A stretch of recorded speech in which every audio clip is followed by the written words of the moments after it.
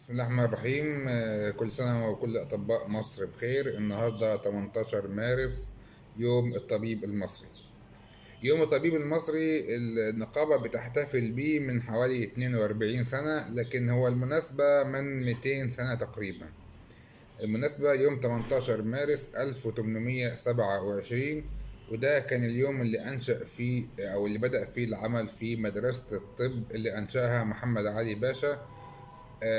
ودي كانت الأول في أبي زعبل، وبعديها ب10 سنوات انتقلت إلى مقرها الحالي في قصر العيني. العيني ده كان واحد باشا تبرع بقصر ليه اللي يكون يعني مقر لمدرسة الطب، فبقى اسمه قصر العيني، وبقت اسمها كلية طب قصر العيني اللي هي كلية طب القاهرة.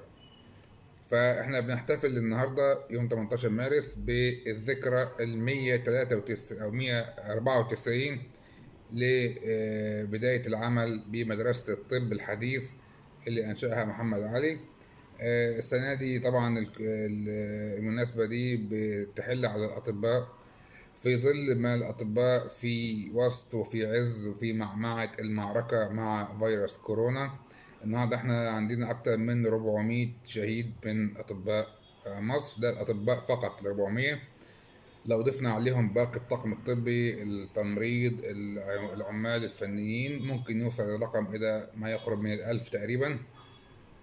الرقم ده نسبة كبيرة جدا جدا لما نعرف إن إجمالي أطباء مصر حوالي 200 وشوية ألف فقط، يعني اللي هم الموجودين داخل مصر يعني.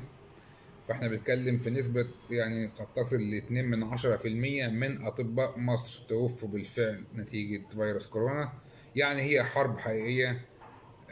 في المقدمة منها الجيش الأبيض اللي هو الأطباء والطاقم الطبي كله. فتحية لكل روح شهيد من شهداء الطاقم الطبي، وتحية لكل جندي من جنود الجيش الأبيض يحارب على جبهة كورونا. ونلتقي بإذن الله العام القادم في مناسبة يوم الطبيب المصري، وبإذن الله ما يكونش عندنا كورونا ويكون خلصنا من هذا الوباء. والسلام عليكم ورحمة الله وبركاته.